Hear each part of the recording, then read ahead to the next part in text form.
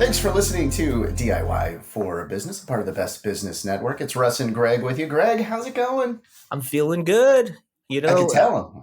Well, the weather hasn't been cooperating, but that has not dampened my spirits. I am excited and ready to go.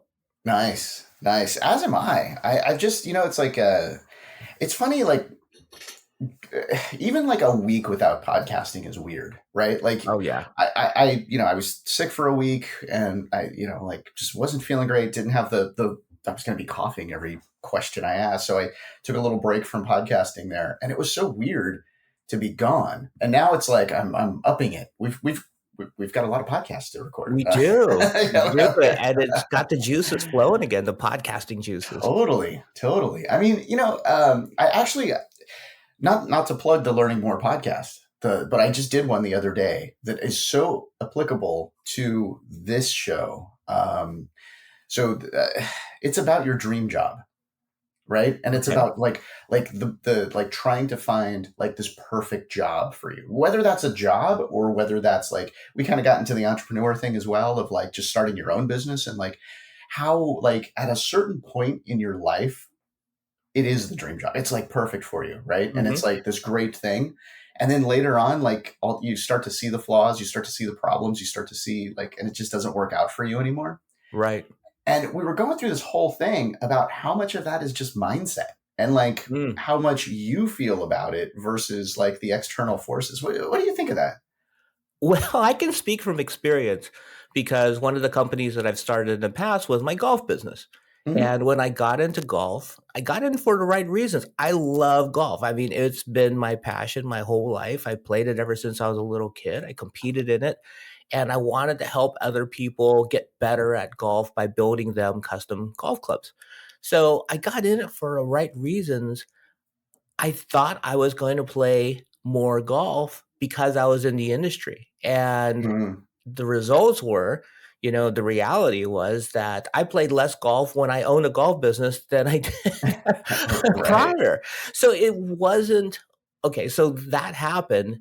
And it did kind of change my mindset about golf in general because, I just didn't enjoy the pleasure of playing the game instead of being in the game and working, that being my career. And it just kind of changed my mindset. And I still loved it. I still enjoyed being in the golf industry and then eventually getting into golf radio, which I really enjoyed. And that's kind of the stepping stone of why we're doing a podcast today.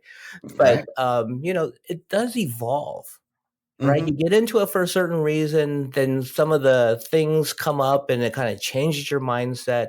And then you evolve to kind of hopefully make it what you want out of your career. Right. Yeah. It's so interesting. Like just talking about this stuff and that segues perfectly into like what we're talking about today, sort of like this rewiring your brain. Right. And we're talking with ST Rappaport, who's been listening to this conversation here a little bit. ST, thank you for joining us. Thank you so much, Russ and Greg. I am so excited to be here speaking with you. Oh, we're excited to have you. Yeah. And, we, in looking at the information that you sent us, we're looking at like, rewiring your brain and solving the real problems with things, right? And applying that specifically to entrepreneurs and business owners. Well, okay, so that's what we're going to talk about today. But before we get into that, why don't you tell us a little about yourself? Yeah, so I actually got into this back in 5th grade. When I was struggling with reading, I was going to a lot of tutors and spending a lot of time out of class, which I liked, but I wasn't really getting any result. So my parents were like, okay, it is time to do something else. So what I did was, instead of going to another reading tutor, I went to someone who worked on my thinking skills, on the cognitive functions. Because thinking is not one big thing.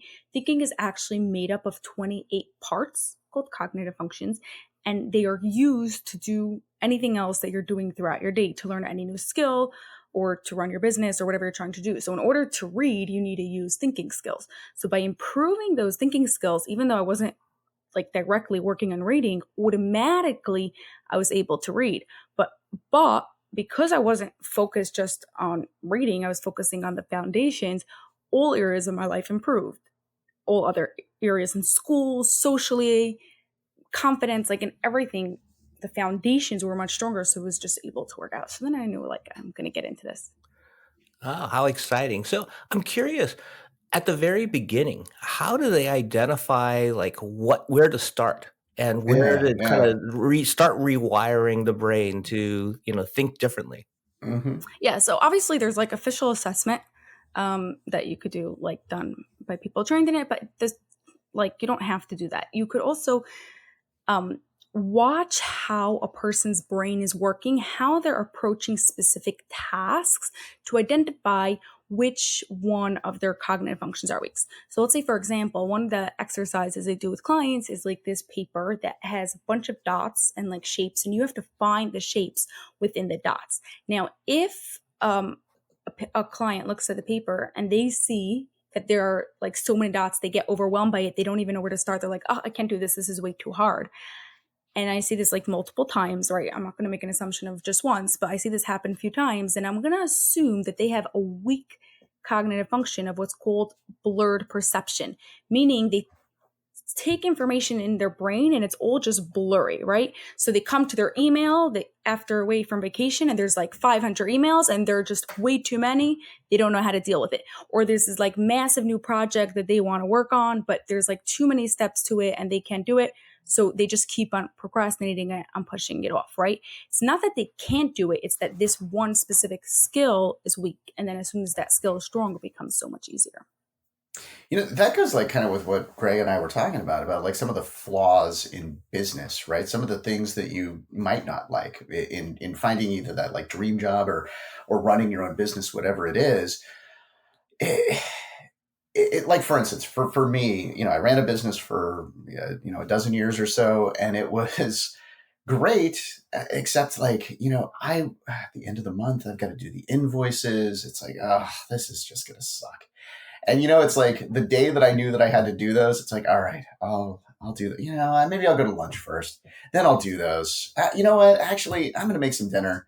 Throw something in the smoker, let that cook for 8 hours, and then I'll do it. Like waiting and delaying and procrastinating on it just because I disliked it. And I did that for a long time. And then I finally I was just like, okay, let me systematize this. Let me figure it out. Let me figure out a different way.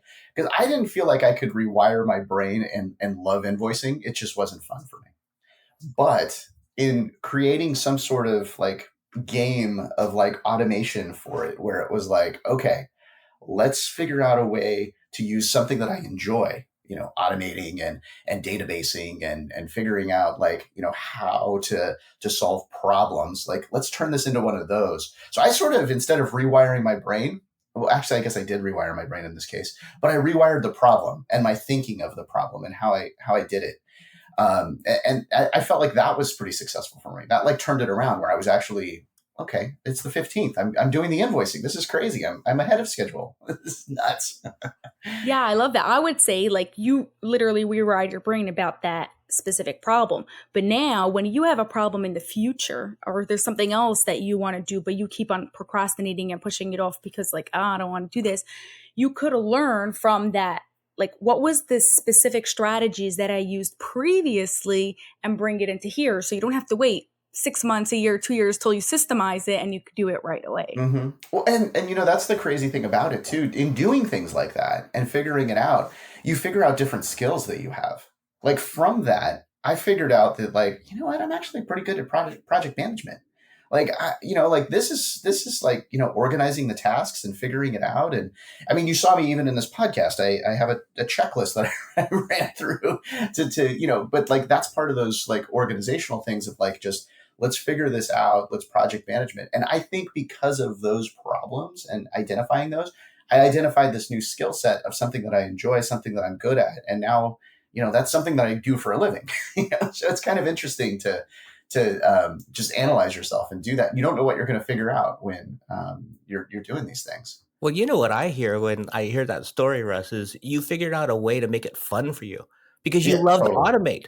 You Yeah, love to automate exactly. and you found a way, okay, I have a task that I'm not really excited about, but I'm going to make it exciting because I'm going to automate a process. And that got you excited about it.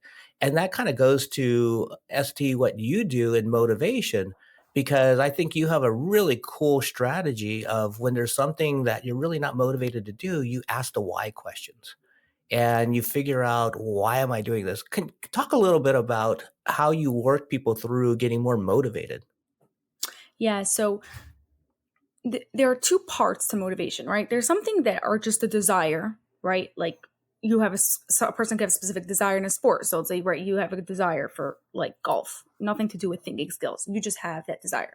That's A. The second part is having strong cognitive functions. If you have weak thinking skills, automatically, even if like you want to do that thing, like your desire for it, you don't want to do it because it's hard for your brain to do it.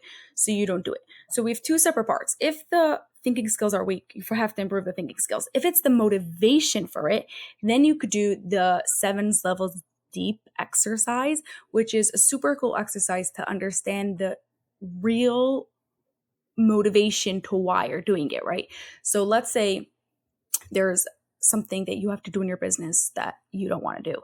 So you could ask yourself, let's go back to like invoicing, right? Like, why am I doing invoicing? That's question number 1. Why am I doing invoicing? And you answer the question. Now, whatever your answer is, then you're going to put why in it again. So let's say, why am I doing invoicing? To pay my bills so I could have financial freedom. So then your next question 2 will be is, why do you want financial freedom? And you're going to answer that question. Based on that answer, you're going to put why in front of it again, and you're going to answer the question. You're going to do this 7 times. When you get to number 7, your 7th answer, usually that's coming from a very deep emotional place. Like the beginning, you're giving logical reasons of things that you always told yourself, but at a certain point, like it shifts to like a deep emotional reason, and that is your motivation. So when it gets hard for you and you don't want to do the invoicing, then you remember your 7th reason for why you're actually doing it. There's so much to talk about here. Unfortunately, we also have so many sponsors. So we're going to take a short break. When we come back, we're going to continue this conversation. I'm going to be rewiring my brain during the break here as well. So we'll see what happens as we come back here on DIY for Business.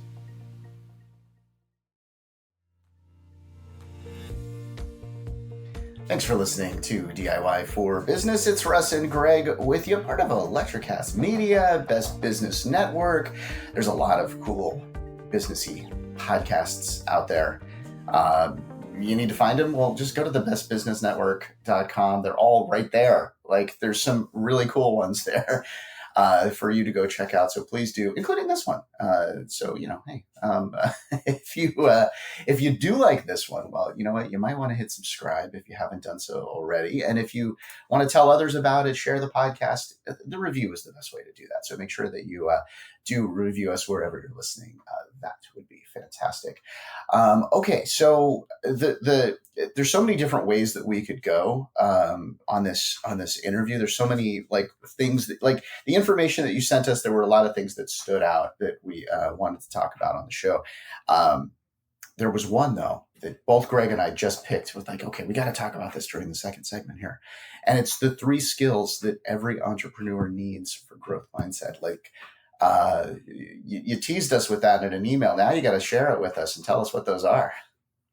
Yeah, so like I said, there are really 28 skills, the 28 cognitive functions that we need. But the 3 that I find most entrepreneurs struggle with because they're doing such a good job growing and building their business, they miss these 3 things, which afterwards, later on, can create certain problems. So the first one is defining the problem.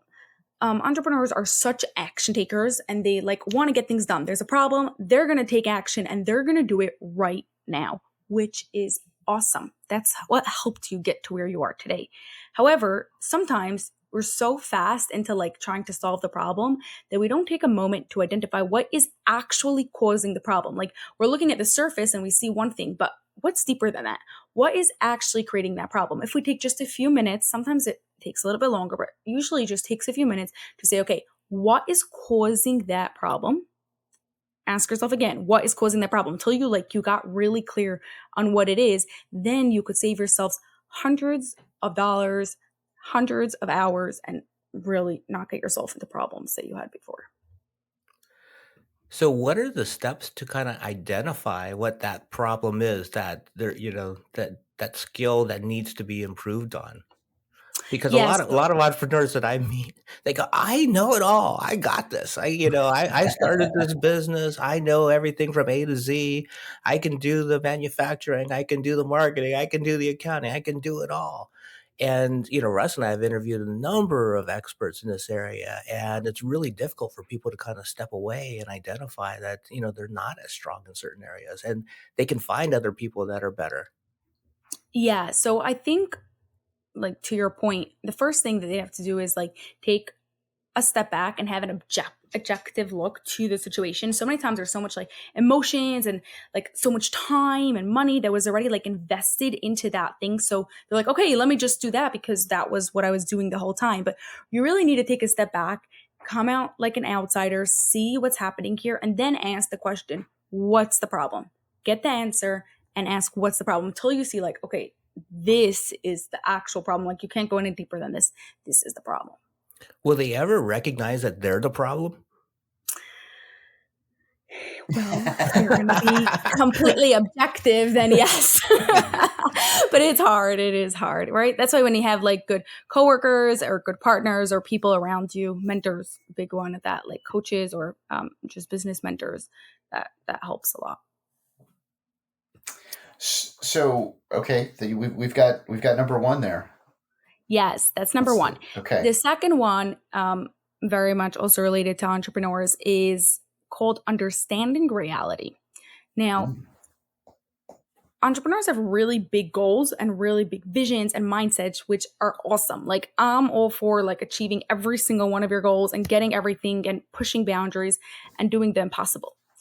However, sometimes they lack the ability to understand that with current resources, time, people, things around them, it's possible to get it in that time. Like, they overstress themselves and they want to have the perfect life. They want to be able to get their 8 hours of sleep, be able to do their exercise, be able to spend time with their family, and be able to spend 24/7 on their business. How? I don't know.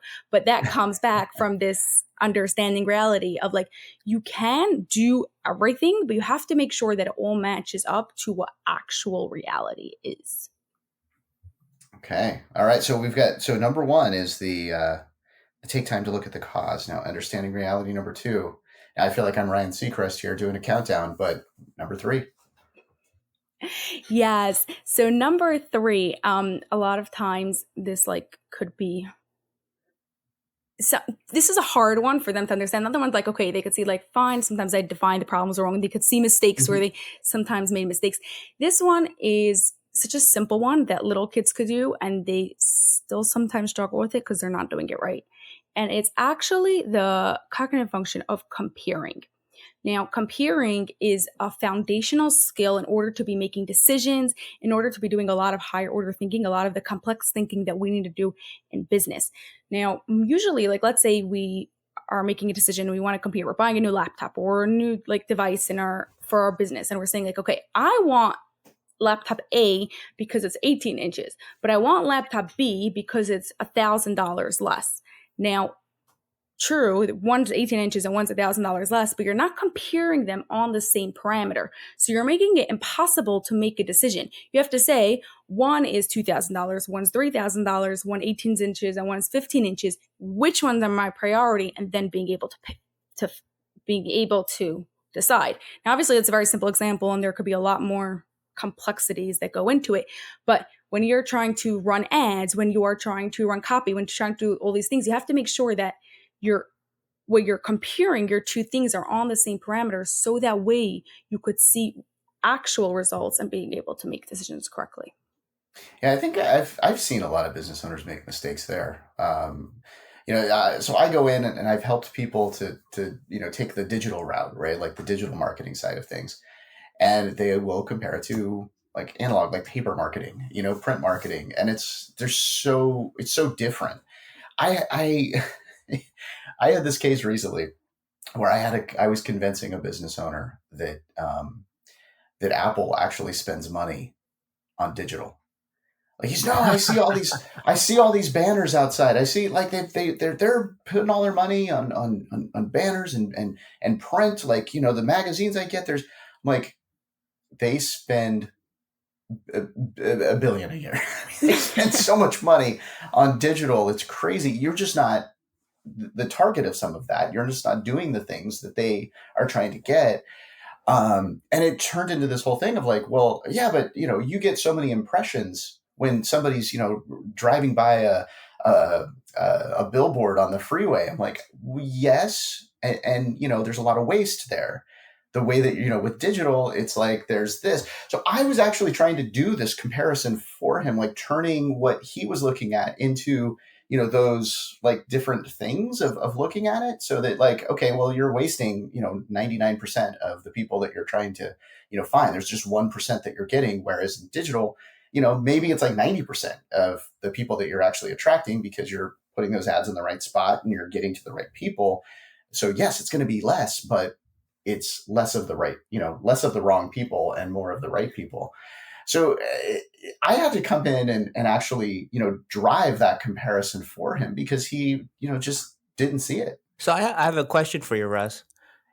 I'm wondering if you felt that business owner that you were talking to had an agenda wanting to go to doing billboards and looked at the comparison in their own lens just to prove their point, to go, hey, I want to do it this way, so I'm going to twist the facts to look at it a certain way to prove that billboards is better than digital. Oh, totally.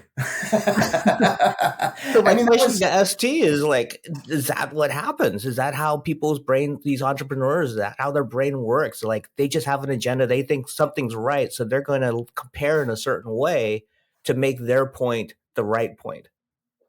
Yes, that's one way that it could show up. But my guess is that more than that, he obviously struggled with the concept of comparison in general, how to compare correctly. Now, it could be if he would have been able to, he would have known how to compare correctly, but he still would have had his agenda. He would have used points of the comparison. He would have said, okay, so these two things are the same, but that is why I'm still going to go with paper. Understand? He would have found what he would have built on what Russ was saying on his comparison to prove his own point, while he was obviously had his agenda and used his deficiency to get what he was trying to get, or to explain what he was trying to say. And this, I guess, could be where the why questions come in too, right? Like if I could have done that, well, why do you want to do billboards? Why? Okay, well, billboards, they're seen, by thousands of people. Why is that important to you? Why is this, and got down to it. And, in a certain way, actually, with this person, we did sort of get down to it. And it was really more about just bragging rights. Like, I've got a huge billboard. I've got the name out there. So, that's, I think, what it was. It was more of a just ego play. Yeah, I'm pretty sure it was that, and that's a difficult one too, to change your mindset, with an ego, because you sort of think like, okay, well, no, I'm just thinking fine, everything is just great. So you start to make some mistakes with that, as a business owner, that's. Oh, so sorry. Go ahead. No, that's why everything we do is we always do like the Fixed and Growth Mindset by Carol Dweck. Have you ever heard of it? Carol Dweck was a psychologist in Stanford University, and she wanted to know what makes a person successful, whether in sports and school and business and like anything. And she realized it's like not talents, not IQ, none of it. It literally boils down to fixed or growth mindset. Fixed mindset, like thinks they know everything and thinks the way that they are now is how they're going to stay forever. And growth mindset realizes that like they're always learning and they could always improve and they could become better, and they're like trying to learn and grow and things like that. So when you have that growth, ego is coming from that fixed mindset. So we first have to like make sure that before that, right? Like before you even talk to them, before you have the conversation with these clients, that they have that growth mindset, they actually want to change and not just have that ego. Right. And that's the big part of it too, is actually wanting to change. Is actually seeing, and then seeing like, you know what, if I made a change, well, actually I'm going to make more money, or I'm going to have more time, or I'm going to have more of the, like figuring that out. And you know, it's not going to be the case all the time, but like that, I think in many cases that I've seen, had the business owner kind of dropped the ego, step back and listen to advisors or listen to somebody else, then maybe they would have more money. Maybe they would have more time. Maybe everything would be, you know, better for their business. I want to get into some exact like advice for folks that they can, some actionable things that we could tell them today to make some change, to make things better. We're going to take a short break. When we come back, that is what we're going to do. We'll be right back on DIY for Business.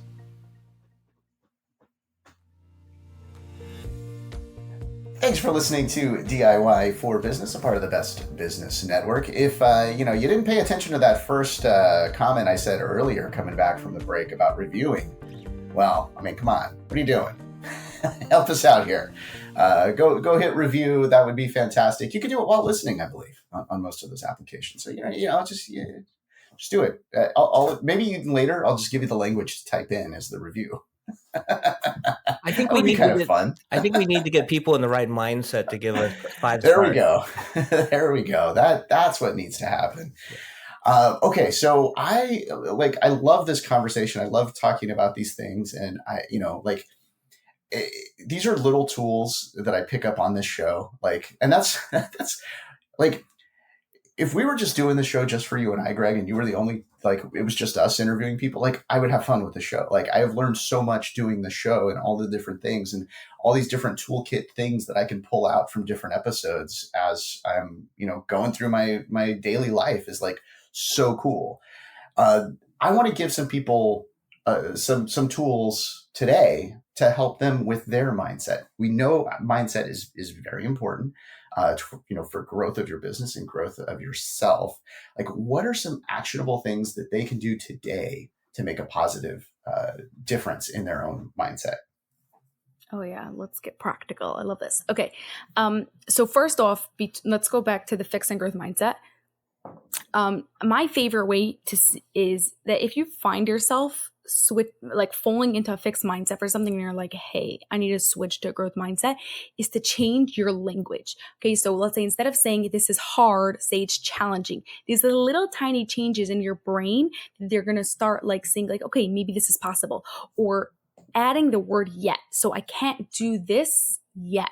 Right. So maybe right now, okay, you don't want to don't want to lie and tell yourself oh yeah, I could do this. And your brain's going to say no, you can't. So by saying I can't do this yet, or I'm learning how to do this, right?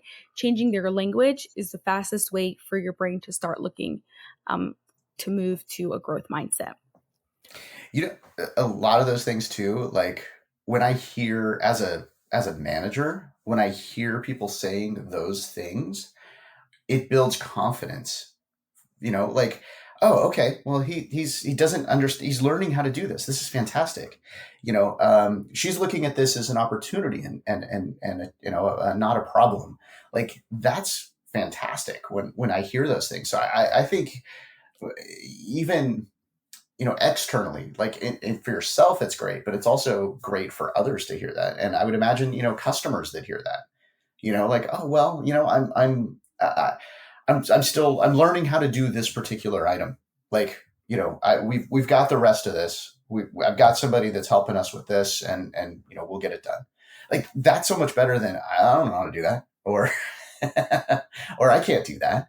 Like, it's so much cooler to be able to use those terms. And I like the yet. I don't use the yet a lot, so I'm adding that to my vocabulary starting tomorrow. Starting today. Okay, starting today. Yeah. Well, I haven't learned how to do it yet, so until tomorrow. ST, Russ and I did a show a little while back about scaling their business. And, a lot of business owners are thinking about, should I scale? Should I not? Should I grow? There's a lot of hurdles to growth. There's a lot of fear to growth, but there's also a lot of excitement. You have a distinct way of looking at getting yourself in the growth mindset for the business. Can you talk a little bit about that? Yeah. So by everything that I talk about goes back to the foundations of the cognitive functions, because I really think that when that is strong, then everything else goes faster. So I would want to make sure that you have your cognitive functions really strong. I'll give you a personal story. Um, After I was already doing this for a little bit, I was kind of like obviously always learning and taking another training. And I was doing a training on categorizations. It's like how to categorize correctly, one of the cognitive functions. And all of a sudden, something in my brain clicked, because a few months before that, I'd taken a Tony Robbins course on rapid planning method. It's like a course on like how to plan based on motivation. So it's a pretty cool course. But see, I wasn't able to do a certain part. A big part of what he was talking about was being able to plan like 6 months, a year and ahead. He's like very big into like thinking for the future and thinking big like that. And I was like, I'm really good at planning. I plan my day every day the night before. I have all my goals. I know what I'm doing, and I could do this motivation part, but not like the 6 month plan. When I took this course on categorizations, already as an adult, right? Like later on, already starting to work with clients at that point, all of a sudden, the ability to be able to plan 6 months ahead or more clicked, because this thinking skill of categorizations all of a sudden like fell into place. Because what's categorizations? Categorizations is about being able to put things into groups and being able to say, this is going to be for later, this is going to be for now, this is going to be for in 6 months time, right? Up until that point, I was always the type of person that needed to get things done right now. Somebody emailed me, I'm going to answer right now. This is like I have to go to the grocery store, I'm going to go right now. Whatever I'm doing it right now. Now, that was a problem because I would check my email 600 times a day. Now, instead, I group and I just check my emails once a day. Now I go to the grocery store once a week, right? Like everything I'm now doing in grouping. So by having that strong cognitive functions, it's way easier to be able to scale. So if somebody else is trying to grow their business, but there's like have so much going on, they're feeling overwhelmed. They're like, how I want to scale, but how am I going to? I want to see which one of their cognitive functions are weak, because if maybe it's one thing like this, categorizations, all of a sudden they have 10 more hours in their week like I did. There's all of a sudden time, and it makes it much easier in order to be able to scale. So we've had a number of guests that are talking about, like stepping away from your business a couple of times a day, like walking away, like doing something, like going for a walk, whatever it is, go take an hour and go play pickleball and then come back, like whatever it is, do something else other than your, business, get away from the screen, get away from, that's difficult for a lot of people, but it's advisable. It's something that's good. And it does help. Like when I go for a walk and I come back, like I'm full of energy. I'm like ready to, take something on. Right. But it's a mindset in order to start those habits. Right. And a lot of this I think is also, it's mindset, but it's also about creating habit. Like, you were just talking about with what you were doing. How about a little advice on getting started with those habits? Yeah, so my favorite book on habits is Atomic Habits, which is a must read. I think everyone should read. And he speaks a lot about habit stacking. James Clear on habit stacking, right? So okay. If there is something that you already brush your teeth, then right after you brush your teeth, you do the next thing that you want to do. And once that becomes a habit, then you add another thing, right? So think of like after you finish lunch and you want to start like going for your walk, you go right away for your walk. Or you have a certain client twice a week, right afterwards, you go and do whatever you're trying to implement. That's first of all. The second thing I like to do, like have like a reset, do some sort of something like when you feel like you're either like overwhelmed or you can't focus, or you're like, I'm not following my plan, I'm not following my agenda, I don't know what to do. Like have a small like 2 or 3 minute thing that you could do that will train your brain to focus. So it could be like a walk around the block. It could be like reviewing your goals. It could be like sending a text to your spouse, something like small that your brain knows that after it does this, it's going to be able to go back and refocus to what you're doing. So you're creating a habit to help you really do the next habit that you want to do. Nice. Greg and I did a little of that together. We ordered food and then we ordered more food. That was the only habit that we had. And then we got into a habit of what food we're going to order. Right. Yeah. Right. And we found, I don't know, ST, if you've researched this or not, but bacon really helps us think. It does. It does. If you ever want to like get us on like an idea thing, give us some bacon and we've got this. You might want to add that. I don't know. Maybe add that to your repertoire. That's number 29 on the cognitive functions. Bacon. So, okay. The other thing, about all of this, I think, is creating the habit of learning more about this and just digging in. Okay. A great way to do that, of course, is there might be, I don't know, maybe there's a podcast out there about this. Maybe. Yes. I have the podcast, the Life Picks University podcast. Life Picks, Pix University. And it's really short, like less than 10 minutes usually. We discuss like a challenge that most entrepreneurs go through, like an everyday challenge, and really want to understand why, like what's the cognitive function related to the challenge, and then give you practical ways to improve it. And your website is also? Same thing, Life Picks University. Awesome. Well, thank you so much for joining us today. You taught me a couple of things here. The yet. I think the yet word is going to be used more.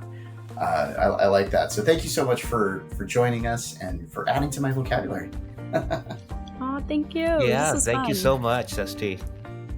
And thank you for listening and subscribing to DIY for Business. Oh yeah, and reviewing. Remember that? Hopefully you did that during this last segment. Hopefully we didn't distract you too much while you were hitting that 5-star button.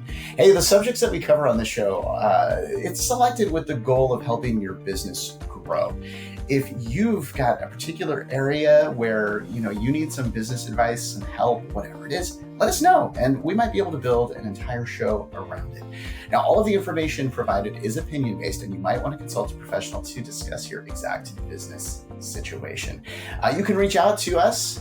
Just visit our website, DIYforbusinesspodcast.com. The link is in the podcast description. Of course, wherever you're listening right now, you can also, there's these cool little chat things, right? I love the one over on Podbean where you can just chat with hosts. It's really cool.